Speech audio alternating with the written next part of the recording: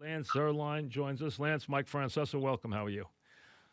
Good, Mike. How you doing? Good, thank you. Where are you from? What town? Houston, Texas. Houston, Texas. Okay. And how many years you been doing the draft? Oh, I guess for NFL.com, I've been doing it since 14. In general, I've been doing it since 2001. All righty. Here we go. I saw this. So when I knew you were going to have you on today, I looked at a couple of things. There's a lot of talk about trades, obviously, as always, and a lot of talk about where these, especially the first three quarterbacks, where they're going to go and in what order. What do you have now? You have one today where you mentioned the Dolphins making a trade with the Bengals. You don't really think that's going. Is that something you think is a strong possibility, or no? Not really, right? No. And that's an older mock. I mean, that was. Oh, okay. That wasn't a new one. Mock. Okay, Yeah. They sent me that one today. That wasn't a new one. Okay. No. That was an older one. And that was one, Mike, that I did. Just so you know, I don't get caught up in the hysteria of trying to predict everything perfectly in the first couple of mock drafts. I try to create some contingency plans because the draft doesn't go according to Hoyle in most cases, or at least not according to what the media thinks it's going to do. It shouldn't. No. So you got to you got to throw some things in there and see how the draft takes place and what shapes out after something happens that's unexpected, because that's the way it really happens. All right, we know what's going to go 1-2. At 3, what do you think's going to happen? Who's going to trade? First of all, do you think the Lions will trade? And if you do, who do you think winds up going up to 3? Well, you got to have someone you're trading for, and the question becomes, who do you trade up for? Well, I think I would say it's 75. I would be surprised if somebody is trading up and not trading up for Tua myself. I will be very surprised if that's not the case. Yeah, and I don't think they're trading up for Tua. So that's the problem. So you think they're trading up? You think they're trading up for her, but you don't think you're trading up for Tua? I don't think they're trading up. Oh, you think the Lions are staying at 3?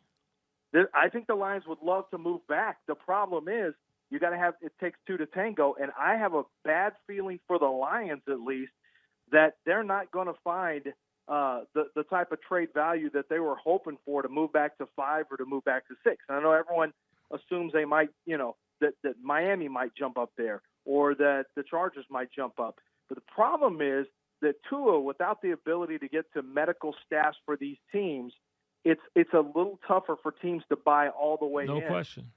Not just drafting, but giving up additional draft picks to get Tua in the top 3. And I don't think Herbert – I'm not sure anyone really believes that Justin Herbert is a top 3 type of franchise quarterback. I mean, I think you'll have a hard time finding anybody in the top 10 that sees him that way. They may see him as a starter and potentially a good starter, but I don't think someone you trade additional picks to trade up for. So if that's going to be the case, Mike, then I'm not sure that anyone's trading up for Isaiah Simmons, one of the offensive tackles, because it's deep in offensive tackle, or even – for all right. So like you Derek think Brown. If the Lions pick, you think they're taking the corner? I think Jeffrey Okudah is going to have to be their pick because they're just not in great shape at the cornerback spot. So I think they'd love to trade back and trade out of there. I'm not sure they're going to find a partner. And then the Giants, in your mind, do what? I think offensive tackle is what the Giants are going to need to do, and they're going to have their pick of the first tackle. So my guess is it would be Jedrick Wills or Mekhi Becton, based on the kind of tackles that Gettleman typically likes. I know Wirfs has all the. I like Wirfs myself, but I don't. First of all, I mean Gettleman, I don't have a great relationship. But secondly, I don't ever have an idea what Gettleman's going to do, and I do agree. I do think they'll take a tackle under the scenario you just gave. I do. I don't know which one they'll pick. I really don't. I would prefer the Iowa one myself. And I don't know which one they will take. I do think they'll take a tackle over Simmons, though. I do agree with you on that. As to which one they'll take, I just don't know. And then at 5, you see the Dolphins doing what? Well, see, so 5, I think the Dolphins are going to have to go quarterback. Right. So who are they taking? And I would go Tua there. Okay. I don't know how their board stacks out, but listen, if Tua. Well, there's been a lot of talk the last week that they're afraid of Tua injury wise, which you can understand, and that they're going to take Herbert there. I will be stunned if Tua is on the board after 5. I will be personally myself. I will be stunned that he's not off the board by then. Well, I'm gonna throw a second scenario. I'm gonna throw the curveball here. Miami could take a player they love, and that could be Simmons, that could be Jedrick Wills, it could be Mekhi Becton, because they do have a need at tackle as well. They could draft that, and because they have two additional picks in the first round, they could easily come right back up, package those 2 picks, and move up for the quarterback that they really like, provided that they've got a couple. You got a team that needs quarterback right behind them in the Chargers. So let's just say they love Jordan Love. Let's say they really like Jordan Love. What Miami could do is just let it play out at 6, 7, 8, and then start considering at 9 or 10, flip-flopping, making a move, and seeing if they can get up there and go get a quarterback like Jordan Love, for example. So that's a little bit of a curveball that people really haven't considered. But I think because Miami has that kind of draft capital, they can move up and down the draft a little bit and kind of go target a couple of really good players and still get a quarterback they like without having to do it at 5. We're talking with Lance Zierlein. You can get him at Lance Zierlein on Twitter. He's NFL.com, NFL draft analyst. We're a week away from the draft. What team, in your mind, does Tua not get past? Like, who's going to automatically – now, listen, I think health-wise, if he's healthy, and I understand, and we've been discussing this on my programs since he got hurt, and really since he got hurt the first time, his situations, and we've discussed it with orthopedic surgeons who come on with me, and they all admit the hip's a little bit of a problem. I mean, and it's something that bears watching and is in the equation. What team do you think he doesn't get past, which they will be absolutely flabbergasted that he's there, and they will jump on him? Yeah, I would say the Raiders at 12. Oh, he's gone way before that, though. He's gone. I would think, but Mike, I could see it going 9. Look, it's not going to be 10 with the Browns. It's not going to be. You think he gets past the Chargers? The furthest he could fall if the Chargers have a problem with the hip. Let's just say that they're more interested in seeing what happens next year with their eyes toward Trevor Lawrence, if you know what I mean. Well, I mean, yeah. Somebody's going to be real. I mean, I don't know who. Right now, your candidates, I would think, are going to be Jacksonville, Carolina, and I guess Washington could be the 3 teams that will be that bad to be down there for Lawrence next year. Well, look, Carolina is a wild card because they got Teddy Bridgewater, but can you imagine Joe Brady having a chance to work with Tua? That excites me at number 7. But let's say they're in on they want to see how Teddy Bridgewater does. Let's say that were to be the case. 9 would be the next logical spot for Jacksonville. And I could see Jacksonville being the furthest he fell. But if he starts to fall 2 or 3 teams that you expect to take him and he falls past there tends to be a panic in some teams that, well, if they don't want to take him, we really can't either because maybe they have something medically that we don't, because none of these teams have the information that they need. So I think the latest, and your question was, what's the latest, a team that would be flabbergasted? I'm going to go back end as far as I possibly can, and I think it's the Raiders at 12, because if you have a chance to add 2, and I don't care about Marcus Mariota, they could get rid of Carr easily and let Tua sit for a year and let him compete the very next year if they wanted to. But I think that's the absolute furthest he would fall. And if Tua fell there to 12, I mean, I'd race the card up if I'm. Well, there's been some. You're funny you bring him up because there's been some rumors the last couple of days that Gruden, who does have a lot of power, could blow this entire draft up for the quarterback he loves. Now, yeah. I don't know if he covets Tua. I don't know that. I don't know what quarterback he loves. And with him, you never know who he loves because he's a little goofy. So, I mean, he could be in love with anybody. But if he loves someone and he's willing to blow the draft up, I just don't know if he has enough ammo to blow the draft up in the top 5. Yeah, and that's why I think a lot of people are going to wait. I don't think they're going to buy into the panic and hysteria. I think when teams trade up are going to be when they think they see value. And they're going to see value if a player slides below a certain – no one's coming up to 3. But if Tua falls past number 5, for example, the Dolphins, then all of a sudden people might dig in with the Chargers and say, hey, what's going on with your thoughts on quarterback? Do you think the Chargers definitely take a quarterback? Well, once again, if you don't believe in a quarterback, why would you? When you know you have Trevor Lawrence and Josh Fields potentially coming out. But remember, you're only going to get Lawrence if you're the worst team in the league. No, I know. You get one shot at that. But Josh Fields, is looking like a pretty good Yeah, quarterback. but the other as well guys out of can't Austin. miss. I mean, the other guy's going to have a grade. He's going to have a grade like Luck. Right. Like he's going to have an Aikman grade. He's going to Correct. have an Elway grade. He's going to have a Luck grade. He's going to have a can't miss Hall of Fame grade.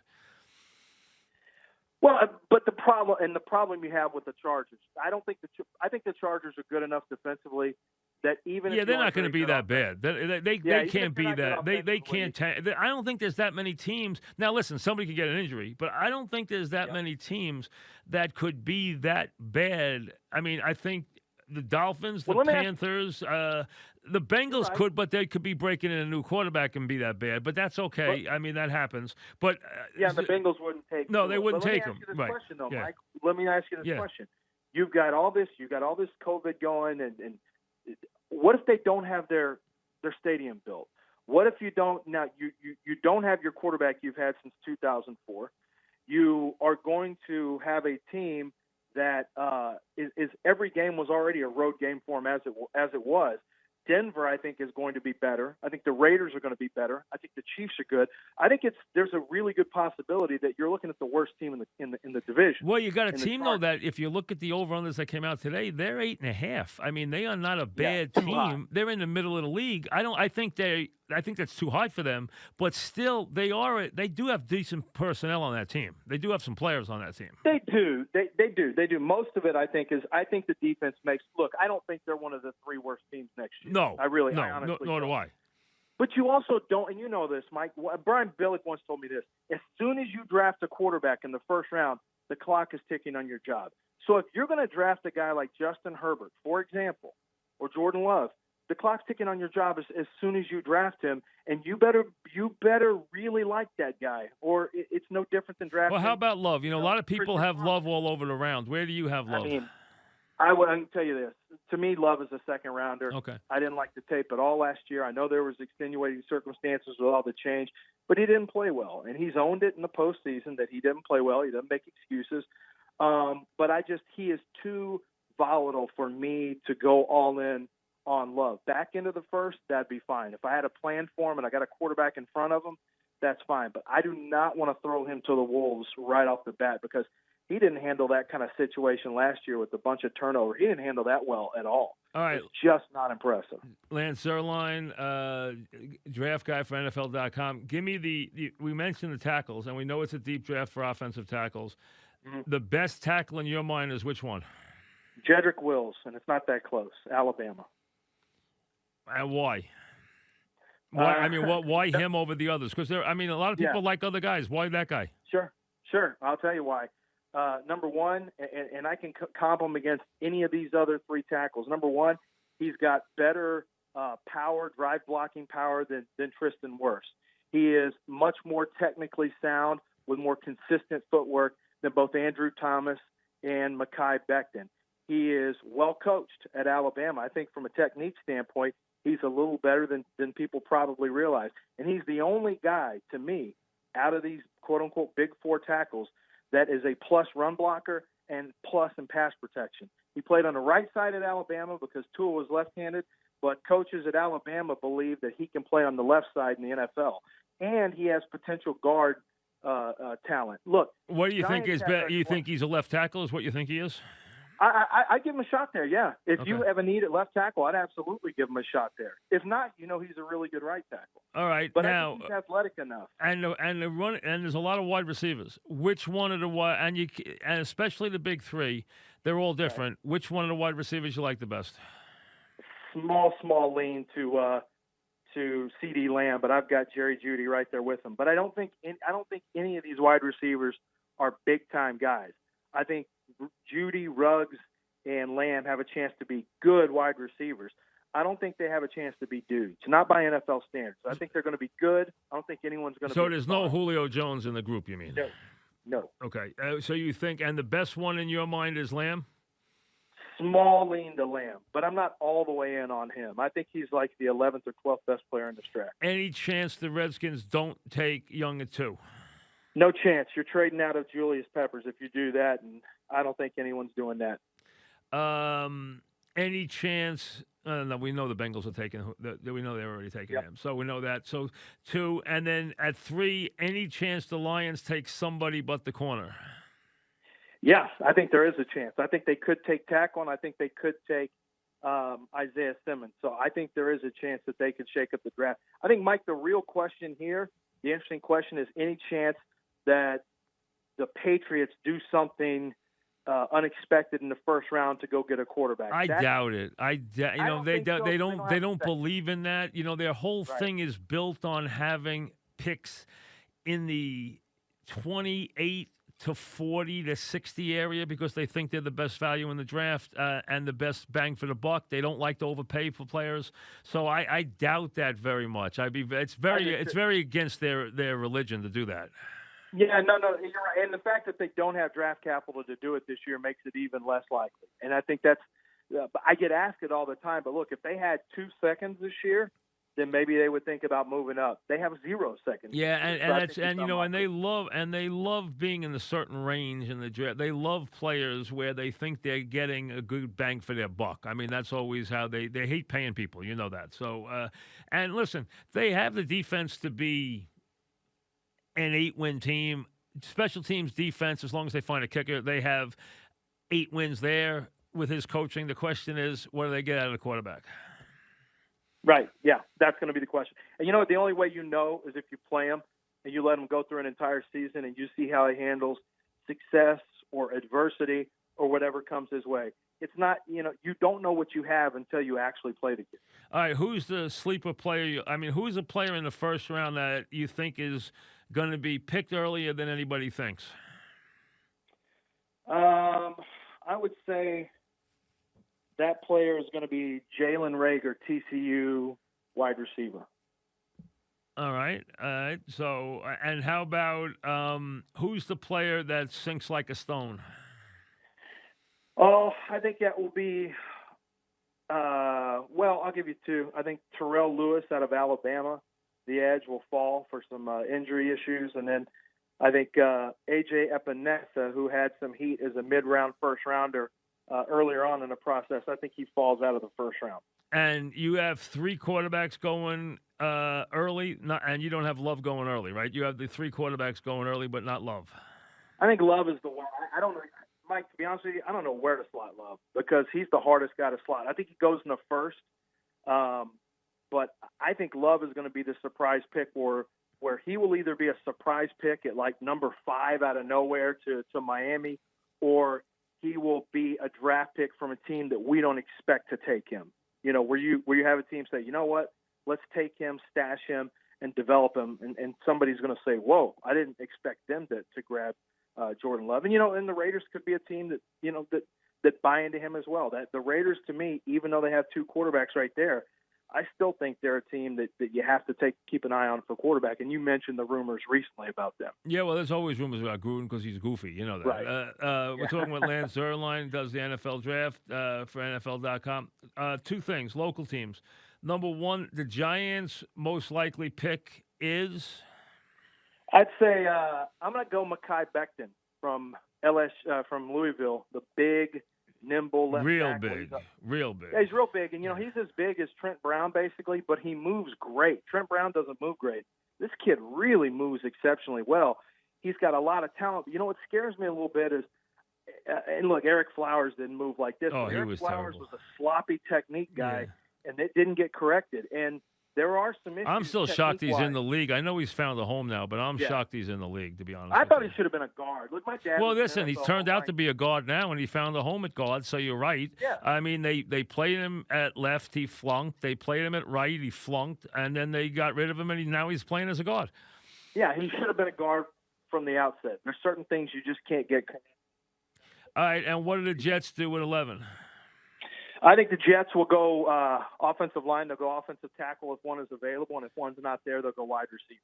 It's either tackle or receiver with the Jets. Right, and I mean, so if there's only if any one of the 4 tackles is there, do they take them, or does one have to be there for them to take them, or do they move to one? Or does it move if one's not there? If a certain guy's not there, does that move them to wide receiver? No, I think if any of the 4 are there, they take them. Any of the 4 is there, and if all the wide receivers are there, who do you think they take? Oh, that's a tough one, Mike. I would say CeeDee Lamb. Okay. because he's a bigger target. He can play inside and outside. So I'd say CeeDee Lamb fits them better with Adam Gase. I don't care who the tackle is. If they can get a tackle, they got to get a tackle. If I tell you that one of the wide receivers was a 7-time Pro Bowler in his first 9 years, which one of them do you think it was? I'd say you were talking about it next year with Jamar Chase at LSU. No, I mean this year's guys, of this year's wide receivers. Honestly, I would say the one guy that would have a chance to me would be Ruggs, and I'll tell you why. Electric speed. He's very tough underneath. And I've seen what Tyreek Hill could do with electric speed. So, to me, if he got with the right system, I would say a guy who runs in the 4.2s, that would be the guy who has the best chance to hit, Pro Bowl, All-Pro, whatever you said, in that many years. He would be the guy. He doesn't. I think he's got a lower floor, but when you run in a 4.2s, you've got a tremendous potential ceiling if you can get in the right system. And how much heat is Bill O'Brien taking right now? Oh, my gosh. I've never seen anybody – look, I've been doing sports radio in Houston since 1997. I've been a lifelong fan of Houston sports. I have never seen anybody, and this goes back to Bud Adams, who had the Oilers. I'm not sure that I've seen someone more disliked in Houston than Bill O'Brien. The fans here just are at their wits' end because he's consolidated all the power. He's not the most likable guy. And right now, I think everyone feels like they're being held hostage because they can't. He controls the whole team. And some guys like to do. Some guys, you got to watch when you come from a certain background, and you want to do an impersonation of somebody. You better make sure you know how to do it. I mean, it's like Charlie Weiss tried to do a Parcells impersonation, didn't work. If Bill O'Brien tries to do a Belichick impersonation, it's probably not going to work, and that's what it never does. And that's what he's trying to do right now. He's trying to pull a Belichick impersonation. Maybe I just think he's a red ass. Look, I think he's a Massachusetts red ass guy, which is fine. I don't mind that. But what I do mind is when you let your personality and your conflicts get in the way of relationships with guys. Well, if it makes you make bad trades, then you're in trouble. Exactly. I mean, you can't listen, you can get rid of a guy, but you can't make a bad trade with a guy. You can I always think that way. If you're in charge and you're the head coach, you can make a trade. I don't have a problem with you making a trade. If you can't coach the guy and you're the coach, that's fine. But you can't make a bad trade. No. What did Giants get for Odell Beckham? Not enough. But they got a lot more. But they got a lot more than he got for a player who's probably better. A lot more. Yeah. A lot more. Yeah. And that's the thing is the Texans did not get enough. And look, if you have to trade, you got to trade, but you got to know what you're doing. And my biggest problem is Bill O'Brien, the coach, he's fine. He's okay. Bill O'Brien, the general manager, has no idea about value. And look, just because you're a head coach doesn't mean you understand the mechanisms of trade, of value, of salary cap, of team building. And he's building for 2020. All he cares about is exactly what's in his face. And that's the reason you never let those guys be general managers, because you're not supposed to do that. See, Bill O'Brien is a guy who is not a bad coach or a good coach. I mean, he has had some awful big games, including last year where he was hideous. But the thing is, his claim to fame was one good idea. He came up with a 2 tight end system that revolutionized the league, which he came up with. Give him credit for it. He came up with it. He developed it. It worked because they had 2 great tight ends who could implement it and a great quarterback. And he's lived off that for a very, very long time. And you know what? He's run out of time. Yeah, well, and he's been drafting tight ends left and right, so I guess that makes some sense. That's what he's looking for, but he hasn't been able to find that perfect. Well, yeah, because he had 2 that was special. I mean, I know one was crazy. One was goofy and the other one was really crazy. So, I mean, but they both could really play, and obviously they invented a heck of a system. But what he's done down there hasn't made a whole lot of sense. And I've never thought he's a very good big game coach anyway. I think he's made his coaching last year was atrocious in that game, absolutely atrocious. I mean, I think your read on that one is accurate.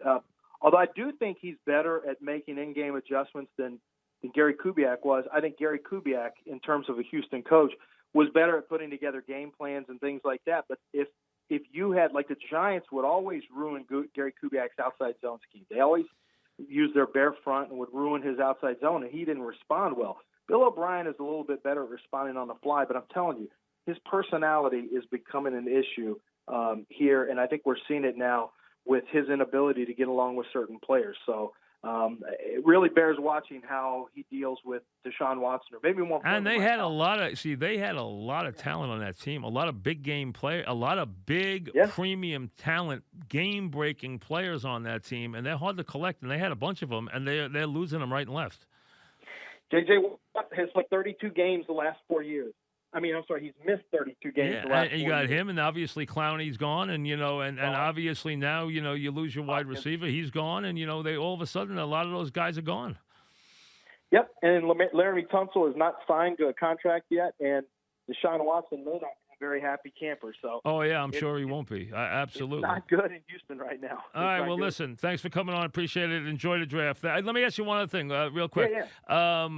For the U, what's going to be the thing that it's going to be a very different draft? It's going to be a very different run draft. What's the thing that you're going to be more interested in about how different this draft's going to be?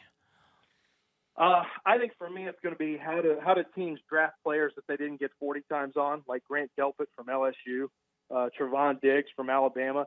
If you don't know what a guy runs in the 40. Laquan Treadwell was a guy that fooled some teams. I think when he was drafted by Minnesota, it was a big flop. I think the guys who didn't get a run at the combine, and maybe guys who have leftover medicals that weren't able to get checked out during the pro day, during the 30-day visits, where they get drafted and how they're slotted. I think that's what's most interesting to me. And obviously, Tua is the headliner out of that group. Plus, if you got any bad actors, nobody knows what they've been doing for 2 months, which has got to scare a lot of people. So if you got a red flagged guy, you're not going to go near him now because you haven't been able to put anything on him. You haven't been able to put eyes on him for 2 months. Yeah, you're right. No, that's a good point. And that's a big concern for teams this year. Any flags, any red flags at all are being dealt with much more harshly this year. I would agree. Thanks very much, Lance. Good luck. Thank you. All right, Lance Zierlein, back after this.